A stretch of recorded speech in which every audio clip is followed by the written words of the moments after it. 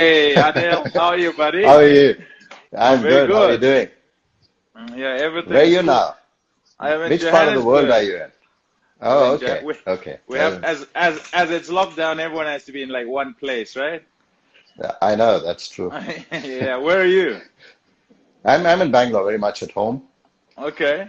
Yeah, Okay, we are great in stuff. lockdown as well. So yeah, so it's been like this for the last 3.5 months. Yeah, tough to kind of be at Yeah, it home the whole is. time, isn't it? Yeah, I know it is quite tough. Yeah. Tell me about that mural behind you. It's fantastic. What is Yeah, it? thank you. Yeah, that's the unicorn tapestry. Yeah, we picked it up from Scotland when we Oh, visited right. a couple of years ago. Yeah. So Oh. yeah, it's one of those I think 15th century or 16th century tapestries, but this is not the original one, man. That's too expensive.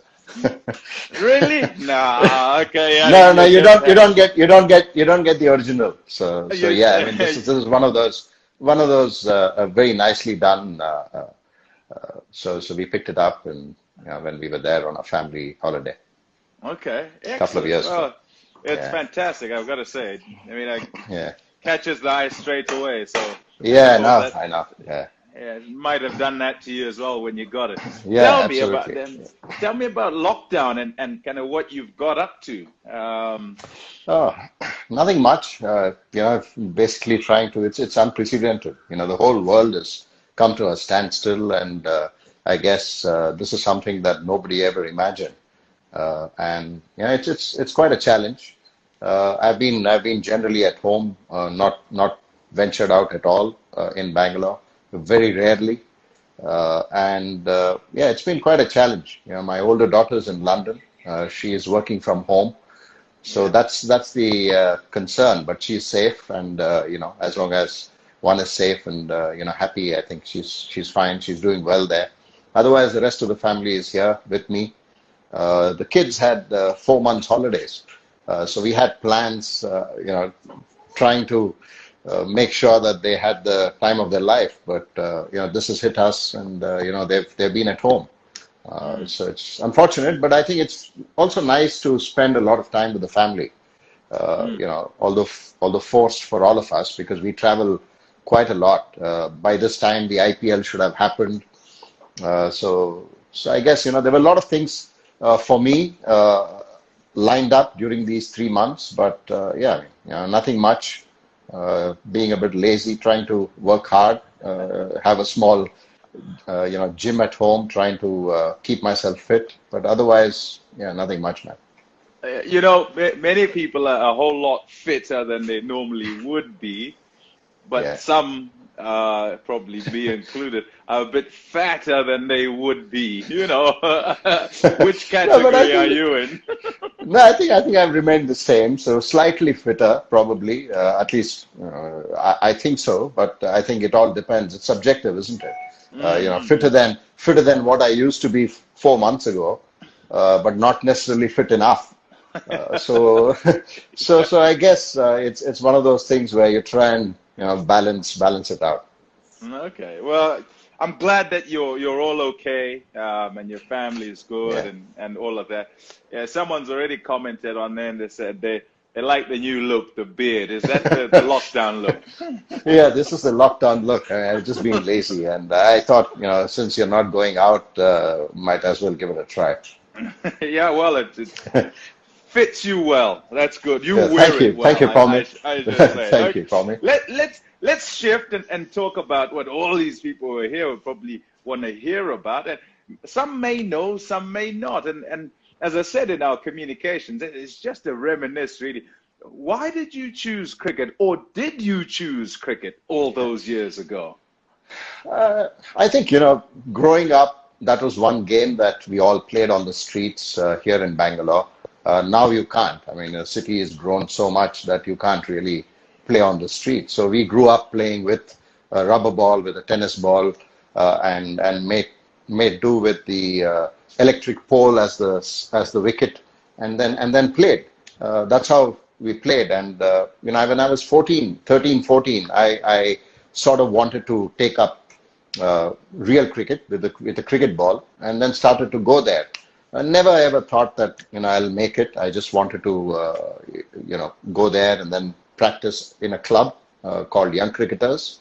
And I was bowling fast when I first started. So I was a medium pacer, and and we all Medium batted in the pacer, nets. fast, very fast. Which, where? Oh no, I think at 13 I was probably fast. So maybe if you look back at the speeds now, I don't think I was fast enough. But at 13 I was fast. But a lot of senior players who used to come there for the club stopped me from bowling because they said this guy chucks. He bends his elbow when. So that was it for me. So then I changed to leg break because that was and I didn't have a clue about how to bowl leg break. All I knew was the arm has to go anti-clockwise. That's all I knew. The wrist, and that's about it. And within a couple of months, I played for under 15 for the state in Karnataka, and from there on, I never looked back. So that's how I started to bowl leg break, and that's how I made it. So it was one of, growing up, it's an environment where you play cricket, with your friends, with your cousins, with your family, and that's how we grew up. But never ever thought that I will make it. I think engineering was my plan A and cricket was plan B. By the time I finished my engineering, cricket had already taken a different route. So that became plan A, and engineering became plan B. All right. Well, in choosing leg spin, was there a particular method or reason in that? So I suppose the question is, why not off spin? Yeah, I know. The grip actually is offspin. I did not know how to grip the ball as a leg spinner. So the grip remained offspin throughout my career. So the first, these two fingers were really wide when I held the ball.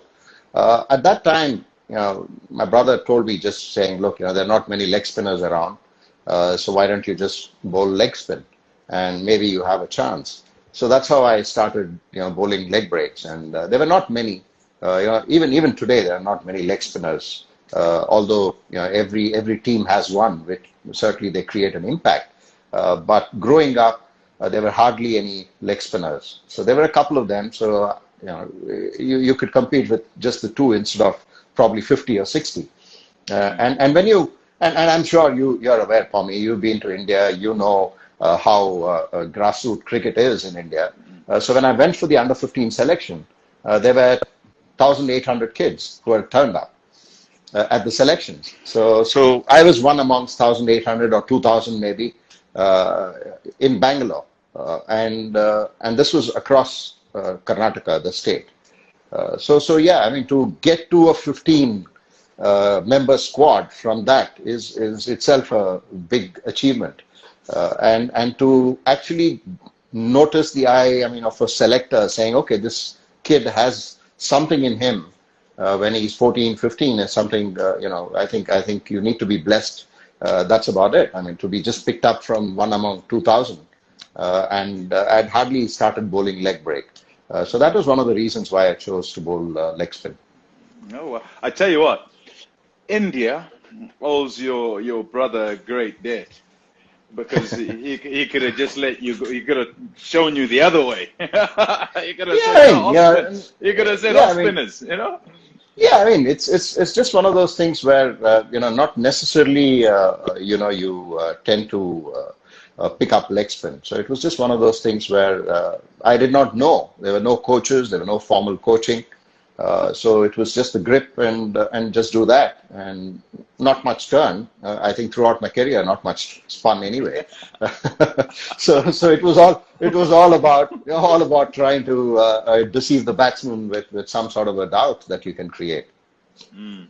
So did you have any heroes? I know you speak of no coaches around at the time to teach you as a 13 and 14-year-old, and for me, when I hear you say this, and probably for many now, they'll say 13 and 14 is actually quite late for a guy to start playing cricket, because now you see, and I'm sure you've seen it on Instagram and on Twitter and whatever, you see these 6-year-olds and 5-year-olds and even younger practicing cricket shots, showing you their bowling action. and all of this. So were there heroes you aspired to? And then were there people who you sort of looked at and thought, yeah, I wouldn't mind being him, maybe after you took it all up? Oh yeah, of course. There are a lot of heroes that I looked up to. I mean, we sort of imitated their actions when we played on the streets, whether it was Kapil Dev, whether it was, B.S. Chandrasekhar. Chandra came from the same town as me, from Bangalore. And the first under 15 camp that I was picked because I performed well in the schools at the KSCA, the Chinnaswamy Stadium. Chandra was the coach for a month. So I was training under him for a month. And this was like, you can't ask for a better person to be next to you. He's represented India, one of the best spinners in the world. And he is there beside you. And he saw me. And so I asked him, he saw me, probably I was similar. I mean, a lot of people who had seen Chandra told me that I'm similar in terms of the pace at which I bowl. So I asked him a question. I said, what do you think I need to change? So he said, the one thing that I would like you to change is your run-up. Make it slightly longer. So I, in fact, lengthened my run-up when I was 15, when I was in his camp. And that run-up remained throughout my career. So I owe him a big thank you. And he, to me, was someone who I always looked up to. In terms of, whenever during your career, there are times when you're down and people start doubting you, and you yourself start sometimes doubting yourself, saying, am I good enough in certain conditions? So when I used to go back to him and say, look, what's happened? Why am I not picking wickets? Why do you think these things are happening? So one thing he would say, look, as long as the bounce is there, as long as the pace of the pitch is there, don't worry about anything. And that used to be his, standard message for me. And that was sometimes a great feedback. And, I owe a lot to him. There'd be many, probably me included, going, what? Did you go through periods you didn't take wickets? You? Really? So many? No. Of course. Tell me then, and I want to wind you back, and I suppose it's kind of a wind forward to that first time that you get selected to play for India, kind of what it meant, how you took it in, how you reacted, and kind of how this, because it's a culmination pretty much of a journey. You're trying to get somewhere, and finally you're there. Do you remember? Oh yeah, of course, very distinctly, because I was playing the Wills Trophy for the Wills 11. This is the one-day tournament that used to happen in India, a 50-over format, and we had won the championship at that time. And Raj Singh Dungapur, the chairman of the selection committee, selected me. I was only 19, and that was the first season for me in first-class cricket. I had played 5 first-class games for Karnataka. And I had played under 19 for India against Pakistan in a test series in India. Other than that, there was hardly anyone who had seen me. Very few people knew what I would do, and I was playing for the Wills 11. So we won. I did pretty well in the tournament. And there was a tournament in Sharjah, which had Pakistan and Sri Lanka and India. It was a triangular series. So I was picked for that. I didn't even have a passport. So I rushed to get a passport to go to Dubai, and I got a temporary passport done. I was still a student, and at that time you needed an immigration check. It was required as a student. So I quickly went and got a passport done, and the passport said only UAE. So it was a temporary passport, only to UAE. So I went there. I played 2 games. We lost. Unfortunately, we lost. And 2 games later, I was out. I came back and wrote my exams, my engineering exams. And that was the memory for me. I played those 2 one-day internationals. Did decently. I didn't pick up many wickets, 1 each. But then I was restrictive in my 10 overs, and we lost that series. And then I was picked for England. That I think was the game changer for me, to travel to England 2.5 months. It's not like now where in 2.5 months probably you would No. have traveled the whole world. I was Yeah. glad as a 19. It's really good that as a 19-year-old, when you travel with the Indian team, we played 9 first-class games against different counties in England. That gave an opportunity to at least show your talent and understand the conditions and understand what it takes to be successful in England. Whereas now, if you don't make it to the 11, you could just be a passenger. You could just go into the first test. If the team does well, then you're just hanging around, not getting a game. But I got an opportunity. I played my test match, and then immediately got dropped. So I think in one year, starting from club cricket, wherein I had not even represented first division, here I was, played for India, and already dropped from the Indian team within a year. So that to me was how it was. But I think the first time when you walk out with the Indian cap was something very special. That's a whole life there, in Yeah, terms of a club, and you play in the 19s, and you are 19 years old, you play one-day games, you get selected to a test match, and then you're dropped. It's a yeah, lifetime for some yeah, people, and yeah. It and is. Yeah, it is. it kind of that's it for some. That's all they get. Yeah, I know. What I happened know. in the interim? To then go from that to you're back in, to also the feelings within you, Anil, to say, Yeah, I yeah, really want this, and I'm gonna get better, and I'm yeah. gonna get back in there. Yeah, I think, I got a taste of what it takes to play at the international level because, all along I was performing at the first class level. And then suddenly in the same year, I got a jump. I realized that I had to improve my game. The first thing that I had to do was improve my fitness, improve my strength. And that to me was the biggest sort of disappointment when I first walked in as a 19-year-old. And it was not like what it is now. I mean, you don't have sort of a understanding of what it takes. Today's youngsters at 14, 15 know exactly what they need to do to be there when they are 19. So for me, it was a wake-up call. I realized that I didn't want to be like what you just mentioned, saying one life finished in one year. I didn't want to be that. I wanted to actually play for India for a longer time. There were a lot of doubts, in terms of whether I'll be able to succeed at the international level because of the kind of bowling that I did. It was not the orthodox leg spin. It was very different. So those doubts I had to overcome. At the same time, I had to work really hard at my fitness. During that period, I'm sure you would have met Daljit Singh. Daljit Singh in Mohali, he looks after the ground. And Yep. Daljit played first-class cricket. He was a wicket-keeper and batsman. So he was the coach at Karnataka, and he believed in a lot of fitness. He exchanged. I mean, it was like, he was the perfect person to be there for me at that time because those 1.5 years that I was out of the Indian team, he was a part of the Karnataka team as coach. So I trained a lot under him. It was a lot of cricketing conversations with him. And that gave you a lot of sort of belief that, yes, now I know what it takes. Let me go back. When I come back, it shouldn't be a case where I again get dropped. I should be there and perform and make sure that I remain there for a long period of time. So that 1.5 years taught me a lot about myself, about what I need to do. At the same time, it gave me an opportunity also to complete my engineering. Otherwise, I wouldn't have been able to do that.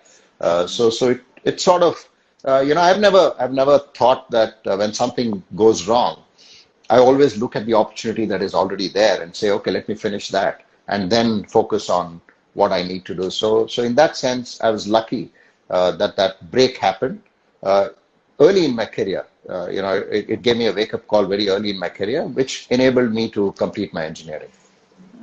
Yeah, I suppose it kind of all worked well together in the end, Yeah, yeah, yeah, Otherwise, you might have been sort of trying to study on the road and yeah, try and complete assignments and stuff in that way. yeah, Um, yeah, when was it? Is there a performance that yeah. said to you, "I've done it. I now actually belong, and I'm going on the path I want"? Yeah, I think it always is the first fifer that you get as a bowler. That certainly gives you the belief that if you can do it once, you can repeat it. So the tour, when we first toured to South Africa, of course, Zimbabwe was the first test match in Harare. It was quite challenging. It was a very tough Zimbabwe team and on a slow Harare pitch, where Davy Houghton, got 100 and he made it really, really difficult for us. So after that test match, we traveled to South Africa, the first ever time that India had traveled to South Africa, and a first team after 23 years traveling to South Africa. That series was the game changer for me because when I picked up the fifer in Joburg at the Wanderers in the second innings, I because after for runs, so I I bowled a long spell. I remember bowling from the first drinks on the fourth day till the last drinks after tea. I bowled about 38 overs or 35 overs from one end, and that long spell certainly helped me believe that I can do it. So fifer, once you do it once, then you know that you have the belief to get it again. Yeah, and then you got many more. What is it, 34, 35? How many you got 35, in yeah, 35 in total. test Yeah, match cricket? That's yeah. absolutely astounding. Now, when I say to you, third highest wicket taker in test matches ever, did you ever dream that? What does that make you think and feel? No, it feels really, really wonderful. I mean, you're really satisfied when you look back at your career. But when you're playing, I think you just go with the flow. You're not really thinking as to where you want to be at the end of your career. You just want to do well in that particular series. You just want to win that, go to the next one, and go on. And I think you're sort of in some sort of a bubble where you're not really thinking anything else other than just performing for the day and then making sure that you do well in that series. So it was only about that and nothing else. So I never. 61 Oh, there seems to be some siren going on there. Pommie, I is that your didn't house? realize it's my alarm. Yeah. Is it? Yeah. So I Is it think turned I can off? switch. Yes, my Okay. wife will switch it off, I think. Oh, okay. Yeah, yeah, it's Hold okay on. now. Let me sort it out. Let me Sure, sort it out. sure, sure, Pommie. 2 minutes. 2 minutes.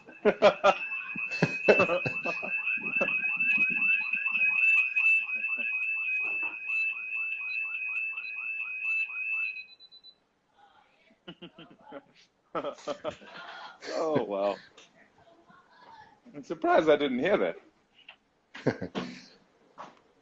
No, I thought it was the cops or someone, on the Yeah, street. well, I thought it was Yeah, somewhere else. probably. I Yeah, thought it was somewhere else, not here. So anyhow. Yeah, yeah. sorry about that. So, Yeah, carry on. yeah, so I felt that it was one of those things where you never plan that far ahead, but once you start crossing milestones, and then you start thinking that okay, maybe I have a chance to go to the next one. You never think of those milestones. I never bothered about sort of statistics as to what my average should be or how much should I end up with. Right. I wanted to bowl. I wanted to bowl the whole day and be the one who would pick up wickets. Yeah. And that's all I did. So it was never a thought. But then to finish, as third, alongside Murali and Wani is something very special. And special because they're spinners as well, or I mean, it's special Yeah, in itself, but does that make it yeah. more special? Yeah, it is. It's very special because all three of us played in the same era.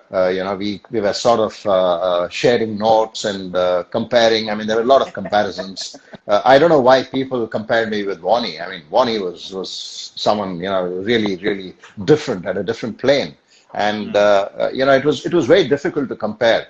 And since these two guys could spin the ball on any surface, it became very, very difficult for me. When they started comparing me with Wani or a Murali. So Murali, I would see him a lot more because India Sri Lanka played very often. So it was always a congratulatory note coming from Murali to me after I pass on every milestone, and Murali would be sort of 30 wickets to the next one.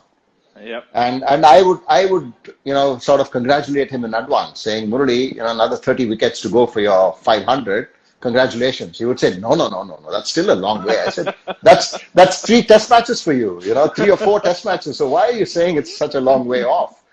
So we obviously shared a very good rapport amongst all of us, Wani, myself, and Murali. So it was really nice to see all of us do well for our respective countries. And I also learned a lot watching them bowl. I think that was the biggest learning for me. When these guys were bowling, you would sit and watch and know that, okay, now they've got the batsman now. I know that he's getting him now.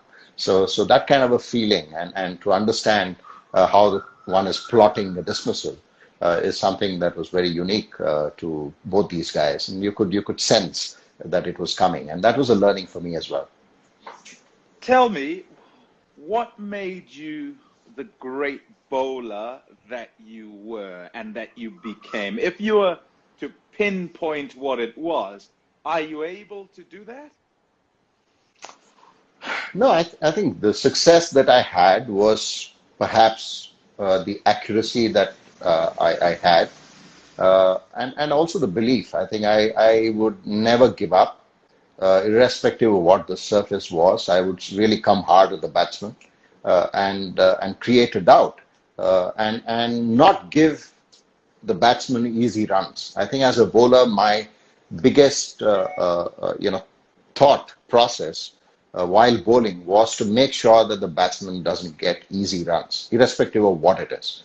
If the pitch is in my favor, obviously, then the odds are different. If the pitch is in favor of the batsman, then I will make sure that it gets really, really hard for the batsman to get runs.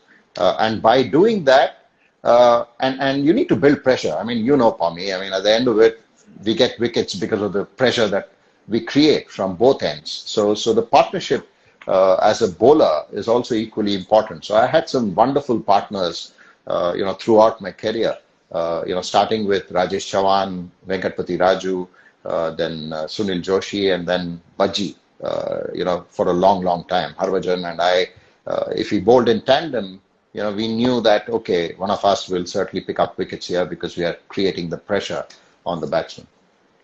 Favorite? Is Bajji the favorite part? Yeah, no, I think, it's very difficult to pick one, but then, I had a very special bond with Bajji because we obviously played a lot more together, and Venkatpati Raju, of course, because he was my first spin partner along with Rajesh Chavan. So that partnership was very special.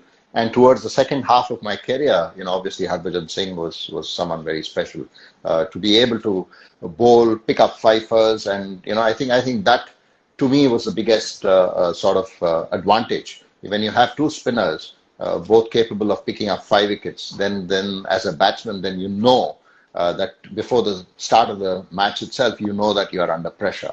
And that kind of pressure certainly helps bowlers to pick up wickets. Okay. Take us to the Kotla, please, and relive it for us. And I tell you what, I can't remember his name. K, starts with a K. The umpire who was there that day. Jayaprakash. Oh. No. In the game, no. Yeah, Jayaprakash was Jayaprakash and Steve. Steve Buckner and Jayaprakash was the umpire. Tell us. It was. No, it's happened yesterday for me. It was very special because we, coming into the Kotla itself, it was a series where India and Pakistan were playing in India after a long time. After 12 years, a team from Pakistan had traveled to India to play a test series. So that itself is a pressure for you. And it was a 2-test series. The first one in Chennai, we lost very narrowly by 12 runs. And then going into Kotla, we knew that we had to win that match, for us to square the series. We did well, we batted well. The wicket was slightly low, slow, and I knew that if we get enough runs on the board in the last innings, there will be a few spots, and the odd ball will keep low. I think I'm most effective when the wicket is too paced and there is a bit of uneven bounce. Even if there's not much spin, it doesn't really matter. If there's a bit of uneven bounce, I can sort of use that to my advantage. So once we had 400 runs on the board, the first sort of till lunchtime, Pakistan had got off to a great start, Afridi and Saeed Anwar. I knew that it was just a matter of one wicket, because for any new batsman to come in and face two spinners would be very, very difficult on that surface. So after lunch, I changed ends, came back from the pavilion end, and then I got one, and then two, three, just went on. I bowled from on and on. yeah, on and on. Yeah, so from lunch to tea, I bowled a non-stop spell, unchanged. And at tea, I was getting a bit tired. So I had picked up 6 on 6. When I came back, Salim Malik, had injured his hamstring. So he was batting, Wasim Akram was batting. I knew that I have a great chance to better my previous test, 7. I had picked up 7 before. So I thought, okay, this is a great chance for me to better that, because I'm already 6 on 6. I'm sure if someone gets a wicket now, the 7, 8, 9 or 9, 10, 11, I'm sure I'll pick up at least 2. So that was the thought process. And then I knew that, okay, here we have Pakistan on the mat now. We have a great chance to finish the test match, because you never know what the 5th day can be. You don't want to take it to the 5th day. So after tea, I just got back, and then, I got 7, 8 and 9 in 1 over. 7 happened, 8 and 9 happened in two deliveries. So I was 9 on 9. And I finished my over, and I was on a hat trick. You can't have a hat trick and a 10 for in the same game. It's impossible. So I finished my over, and then Javagal Srinath had to bowl 1 over. That probably was the toughest over that he's ever bowled, because Pommie, you're tuned to bowl at the batsman or at the stumps, but suddenly he had to unlearn all of that and then try and bowl wide. So he got wided a couple of times by Steve Buckner. I think he ended up bowling 8 or 9 balls in that over. And then I realized when I came back to bowl, Wasim was on strike. So he had batted for a while. He had scored runs, and Waqar was at the other end. So I thought, let me give Wasim a single and get Waqar on strike. And I had the long on, long off back, the usual, pushing back the fielders. Then I realized Wasim is not going to take a single. If I'm going to get, if I have to get my 10th wicket, it has to be Wasim. Otherwise, I can't ask Javagal Srinath to bowl another over like that. It would be too embarrassing. Asking him, first time I didn't ask. It was, believe me, I didn't say anything. He just bowled wide. Yeah, he worked it out. But then if I had not got a wicket the next over, then perhaps I had to go and tell Sri, saying, hey, Sri, 1 more over. So that would have been really, embarrassing. So I got all the fielders up. Cruel as well. Yeah, cruel. I know. Telling your partner, saying, listen, bowl wide. So I got everybody in. And Wasim, as usual, probably didn't play for the spin. It spun and then got the inside edge, and Lakshman took a great catch at short leg. So it was one of those things, I think, where you're destined to get all 10. You never, ever walk into a game thinking you're going to get all 10. Tell me, just Jim Laker is the other one. There's nobody else in test matches. Yeah. It's just you two, some club that is. But so if you think to all the cricket you played, had you ever done that before? I remember getting 9 once when I was about, I think I was 12 or 13, but nobody gets 10, do they? No. A lot of first class players have got 10, but I had got 8 out of 8 in a first class game playing for Karnataka, and one batsman was retired hurt, so it was actually 8 out of 9. Yeah, and I was at slip. I was the captain, so I was standing at slip, and the off spinner was Anant, was bowling from the other end. The batsman nicked, I took the catch. So I had 8 on 8. So that probably was the closest that I ever came to sort of getting all wickets. But I mean, this was very special in a test match when you're one down in a series and then against Pakistan to come back and pick up 10 was very special. Does that go down as your favorite day, your favorite achievement, your best achievement in Test match cricket, or is there something else that you would point to as your highlight in Test match cricket? No, I think there have been many, sort of performances or days where I felt really good about what has happened on that particular day. But this, of course, people will remember me for that, and perhaps the expectations of people after that sort of went up. Whenever I met people saying, "Okay, you need to get 10 wickets," I mean, it's never going to happen. So that when people used to come to me and say, "Look, you have to get 5. You have to get 5 today," and then suddenly that 5 became 10. So that was the biggest jump from as far as expectations went. But I think they've been very sort of satisfying performances. One, of course, was the 8 that I picked up in Sydney against Australia. Australia was a very formidable side, and to pick up 8 at SCG was very special. Then on a Boxing Day, I picked up a 5 as a bowler, so that was very special on day 1 of a Test match, losing the toss and sort of picking up 5 wickets. Then there was one Test match where in Calcutta against Pakistan, where I picked up 7. That was very special as well because it was very, very hot and humid, and I was obviously on the other side of 35. So it was tough for me, in terms of managing the workload, and I knew that, and the pitch was slow, so I had to put in a lot of effort. A lot of fast bowlers, Pommie, think that spinners really don't put in any effort. It's pretty easy. No. But bowling 30 overs on a 90% or 88% humidity and 40-degree heat is takes its toll. And this was the 5th day of the match, and that to me was that was very satisfying because we could win the Test match. I mean, there have been many, but I think the top probably thing is the first time I received the cap and playing for India and leading the team as captain of India. I think that was very special. Tell me about that. Tell me about that, because that's where I was going next. And tell me about the enjoyment of captaincy, but also the difficulty of the pressure of captaining India particularly.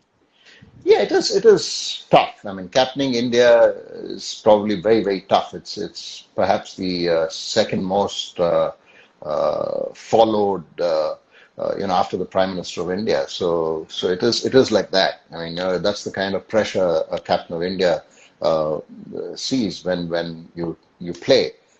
You're expected to win. So I was 37.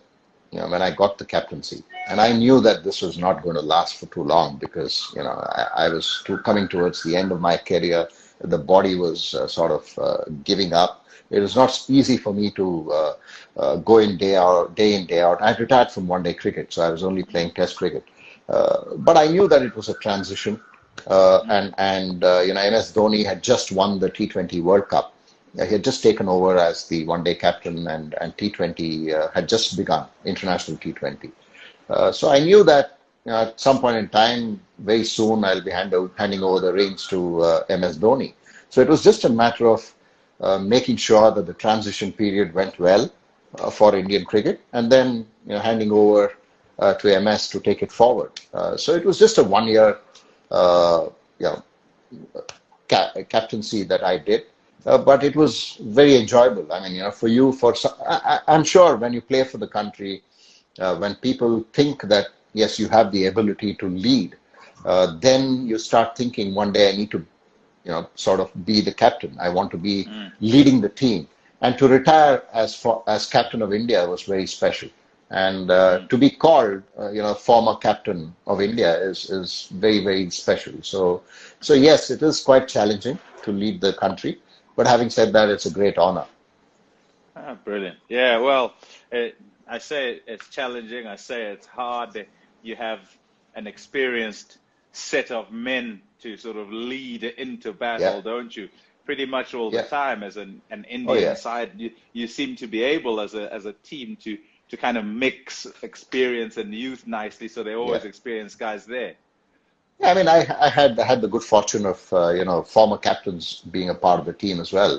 Who had played right throughout with me in my career. I mean, whether it was Saurav, whether it was Rahul Dravid, Sachin Tendulkar, then VVS Lakshman, MS was already there as captain. Virendra Sehwag. So I had a good Zahir Khan. So it was a good, like you said, a good blend of senior players and someone who's played for 3-4 years, and then some youngsters. So yes, that kind of blend and mix, I think, is very essential for a success of a team. Because captain, yes, you have a nominated or a designated captain on the field, but you need a core group of players who are really together and tight, especially when things go tough. And that to me was the biggest aspect. Throughout my career, especially the second half of my career, wherein we had a really tight knit of a core group of players who sort of held the team together, although there were many designated captains during the time.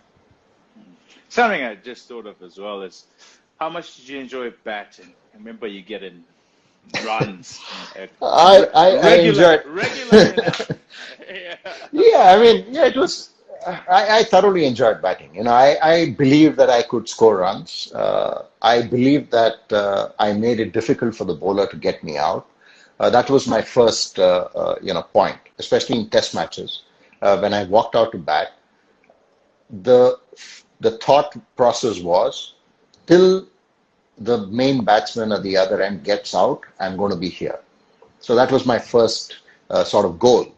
If I remain not out, and if the other guy gets out, I'm not saying that I'm going to make him run out, but so if he gets out, if he gets out before me, then I've done my job. I have sort of made sure that there's been a partnership. And then, sort of start leading from there on, saying, okay, now I'll take a few chances and get some runs and try and create some more partnerships with the lower order. So that was my main goal. And it so happened that, I always believed that I could score 100. Whenever I walked in, I had that belief saying I'm going to get 100. I had a decent first class record. And even school, and whenever I played at the school level or the junior level, I performed decently with the bat. So I believed that I could score runs, and I think one day everything fell in place, and at the Oval got 100 against England, which was very special. Yeah, I'm sure. I'm sure. Did the jaw ever fully recover? Yeah, it has. It has. Yeah, it was one of those things where John Wright came to me and said you need to bat one up the order because Ajay Ratra, who was a wicketkeeper batsman, he was in his first series in West Indies. So he came to me and said, John Wright came to me and said, Anil, I feel you have the experience, you have a better technique, especially with the second new ball. So you go ahead of him. So I went ahead of him, got hit, and then I did my job because Ajay Ratra got 100, Lakshman got 100. They had a wonderful partnership. So it was one of those things where I did my job, but at the cost of breaking my jaw. Oh, very painful. I'm glad that's how you look at it. Yeah, I mean that's the only way. How do you else? I mean, how else can you look at it? I mean, you just have to probably take it as a part of the job and move on. Yeah, I'd say John Wright owes you drinks for life. Yeah, that's what I'd say. Let's shift, Anil. I want to shift you away from the game for a little bit and say, what other passions? And I follow you on Instagram for those lovely pictures I see. Now, I remember a time ago, and I can't remember if it was when you're still playing, when the camera and Anil was kind of synonymous. It started kind of being on screen sometimes, and you might even have gone to the cameraman along the side of the field sometimes to Yes, kind of have a yes, look through there. yes, Where yeah. did that all start, the photography start? I think I've always, sort of carried my camera right from the time that I played for in my junior cricket. Under 17, under 15. So when I played under 17 for Karnataka, I got picked to go to Srinagar Mm-hmm. in Jammu Kashmir, where we had a month-long camp. So I carried a aim and shoot camera. For the first time, carried a those just click. That's with the film, 36 film roll, and that was the first time I carried a camera onto a tour, and I captured pictures, and then from there on it sort of became something that I would always have in my bag whenever I traveled. Some sort of camera would be there. And then as and when the passion grew and I got a bit more sort of involved, the quality of cameras went up, uh, and it became a sort of passion. And I carried a camera right throughout my career, and even and wildlife became sort of a passion for me. The first time when we toured in 1992 to Zimbabwe and South Africa, a couple of game reserves were a part of the itinerary. So it was part of our tour program. So we went to those game reserves, and I took some pictures. So I brought out a book called Wide Angle in 2010, which had a lot of pictures from my playing days, because a lot of people don't necessarily see what happens in between matches on tours. How do the players relax? So all those pictures are there, and a bit of my wildlife passion as well. So that's how it started, and it continues. And with my son picking up a flair for photography as well, and passion for wildlife photography, that makes the two of us in the family. And it's really nice that although he doesn't play cricket, but he understands the game, and he follows it, but then doesn't necessarily play the game. So this is a great connect between father and son. For us to go out into a nature reserve and take pictures and sort of exchange notes on the photographs. So it's wonderful to connect with your son in a different field altogether, which both of us are passionate about. And it's mainly wildlife? It's mainly wildlife, yes. That's the passion. But then you have the camera around, you have big lenses. So yeah, I mean, that's the complaint sometimes from the family as well, saying You see you many have things. you have you have you no no you have more pictures of the animals than the family. So yeah, that's. But then I think that's the way it is. I mean, you have a lot of pictures. You have, and today with all of these being digital, it's a lot easier to just store everything in the machine, and not really bother about how many pictures you take. Yeah, yeah. Tell me about the transition, and it's great. And for anyone who hasn't seen Anil's photographs and his son's photographs as well, you want to search them up and have a look, because they are quite magnificent, actually. For you, the transition. Tell me about that from playing to not playing, but also, I mean, there's a whole lot you've done. The Yeah, ICC Cricket Committee, yeah, coaching, Kings XI. I can talk yeah. about. There's so much. Tell me about that transition and finding what it is you want to do and doing what you would like to do. Yeah, I think there are lots of things happening. I sort of dabbled in a whole lot of things post my cricketing career. Of course, I retired in 2008 from international cricket, and then played 3 years of the IPL, and retired in 2010.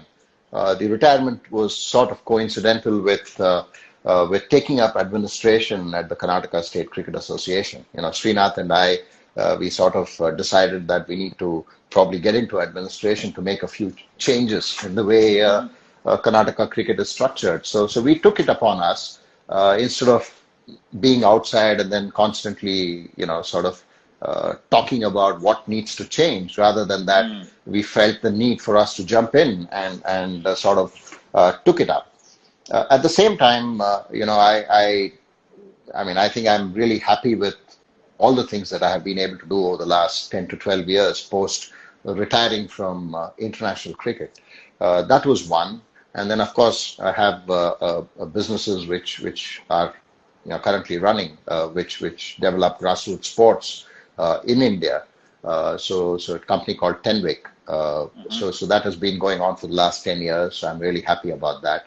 And recently, I've started a tech startup called Spectacom, which is a sensor-based technology on cricket. So you'll see some stickers which will come out on the bat, and it gives you real-time data. So that's something that So that's something that I've done over the last 1.5 years. So other than this, the government of Karnataka also gave me a responsibility of being a part of the State Wildlife Board. So 3 years I spent there. Spend a lot of time away from cricket and meeting cricketing people, the same people after you, for 25 years, you've sort of been with them. And then even post-retirement, you keep coming across them. But, I was away from all of that for some time and being in a different field. So that gave me a lot of satisfaction. Then, of course, being a part of the IPL, first with RCB as a mentor and Mumbai Indians as a mentor. It was really heartening and satisfying because we won the IPL for the first time when I was part of the Mumbai Indians. And since then, I think they have never looked back. I mean, they've won 4 titles over the last 7 years.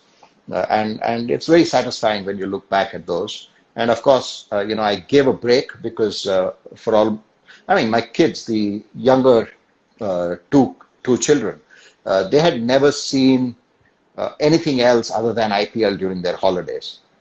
For 8 years of their school life, during holidays, which is April and May for them, they only saw IPL. Their dad either playing or being with a team as a mentor. So after 3 years, when I completed 3 years with Mumbai Indians, I sort of said, look, I need to take a break and take the kids on a break.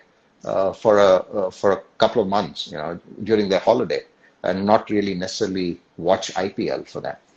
So that's when we went on a family holiday, and then when I returned, I saw an ad, calling for the coach for the Indian team.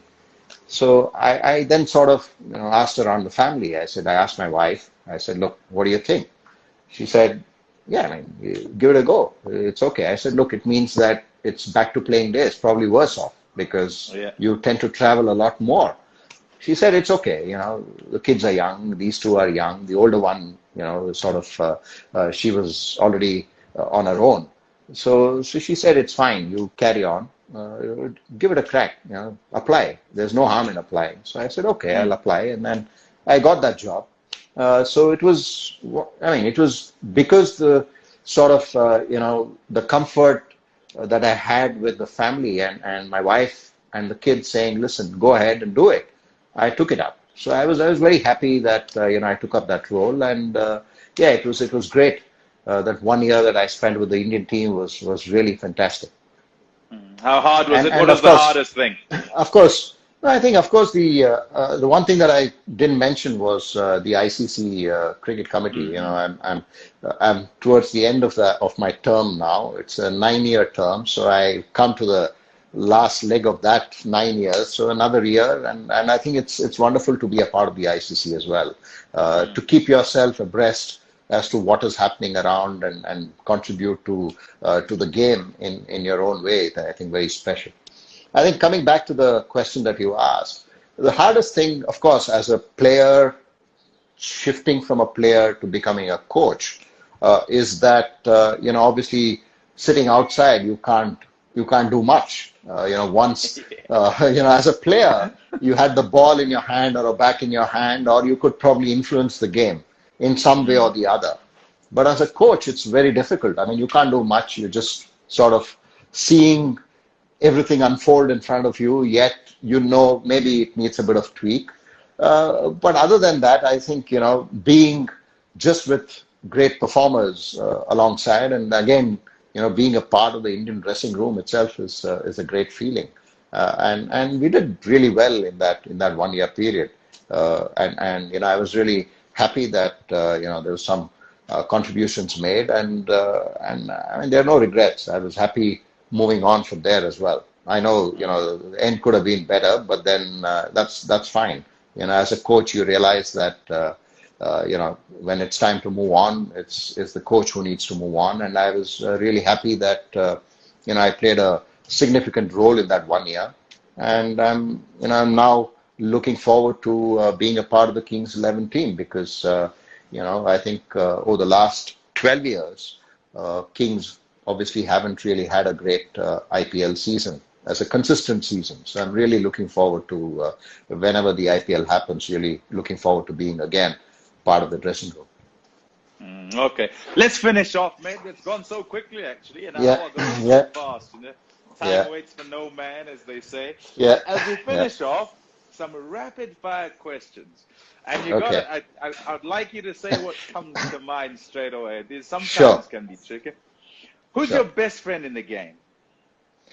Oh, it has to be Jawaharlal Srinath. I mean, Okay. we have, Who yeah, did we have you a, who, yeah, who sorry. did you Go room with? ahead. Was it him you roomed with? Yeah, mostly him, and then before that was Venkatpati Raju. So yeah, both these guys have great characters. So we sort of reminisce whenever we catch up, and with Sri, even after cricket, it was the administration. So 3 years we were there, and even today, I mean, you keep bouncing off ideas and calling up each other and trying to have a chat around the game.